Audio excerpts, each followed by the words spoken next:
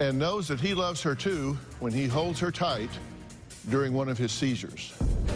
Now, Kelly says there is nothing romantic about Dylan's condition and thinks he is irresponsible because he refuses to take his medications, he refuses to manage his disorder, and, quote, has the mental capabilities of a 12-year-old. Take a look. My daughter Amanda is madly in love with Dylan. Unfortunately, he is a severe epileptic. The problem is he doesn't keep his epilepsy under control. Dylan, you gotta calm down. Dylan, please. I'm sure that he's had up to 400 seizures. I probably called the paramedics 50 times this past year. We gotta go.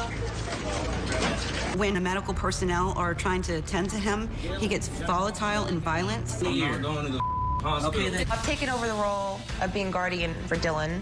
I'm the only one willing to do it. Dylan will call my daughter 5, 6, 7 times a day. Amanda feels she doesn't pick up the phone. That might be the last time she talks to him. Amanda cannot be responsible for saving Dylan's life. She's just 20 years old. It's too much pressure on a young girl. The first time I ever saw Dylan have a seizure in 2015, he just sits up with his eyes open. He just starts, like, his whole body convulsing like this, and like almost like foaming at the mouth, like a full grandma seizure. And all of a sudden he just stops. And that's when he just grabbed me, like lovingly, and like held me close to him, like he didn't want to let me go. It was the exact moment that I knew that I wanted to be with him, and I was the most important thing. That time, he was the most attractive guy I've ever seen. To me, it looks like he could be related to Leonardo DiCaprio. I just immediately physically fell in love with him. To make matters worse, they have a lovely 3-year-old son, Hayden. I feel I'm partially to blame. I allowed Dylan to come into our house and stay on our couch. Within 2 weeks, it seems like she was pregnant. I mean, it was fast. They talk about getting married and being a family. There's nothing more that I want than to be mom and dad. Neither one of them is in a position to take care of themselves, let alone take care of a child. It's like, Mom, I get it. Let me be an adult. Amanda needs to move on. Amanda needs to be with a person that can help her co-parent, not somebody that she has to be a parent to.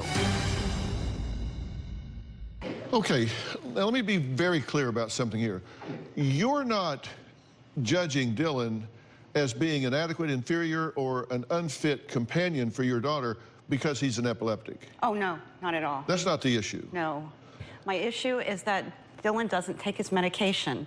His epilepsy could be maintained, it could be controlled, he could live a productive life, but he chooses not to follow doctor's orders. Case in point, he was in the emergency room yesterday, and not only was Dylan, my daughter was a patient in the emergency room yesterday. Why were you a patient yesterday? Well, I have a history of ulcers that I've had since I've been with Dylan. Okay. And when I was at the ER with him, I started violently getting sick, and they said, we're going to check you in. His mismanagement or failure to manage is affecting you because you're taking it on. Yeah. And how old is he? He's 25, but he honestly... He's not a 25-year-old, He operates on a 15-year-old level. Why? Because of all the brain damage from all the seizures, he constantly hits his head. He doesn't remember days of his life. And I think that's why he doesn't take his medicine, because when you say, did you take your medicine, Dylan? And he'll think back, and he'll probably see a picture of himself taking medicine, but that was a week ago. You're in my wheelhouse now because I have worked with this population for years. For years. So I'm hearing a lot of what you guys are telling me that I've heard time and time and time again, and it sounds to me like nothing but a bunch of excuses. You told him to cut his medication in half because he doesn't like the way it makes him feel? Yes. Because I was watching him take his pills 3 times a day, and I was consecutively watching him, and he was still having grand mal seizures. I was just trying to help. I don't know what I'm doing. No, you don't. There is a medical regimen in place by somebody that knows the entire history of a patient, and then they get somebody that just decides, oh, I think that's wrong, you should just change that. And you have what medical training? I have none. None.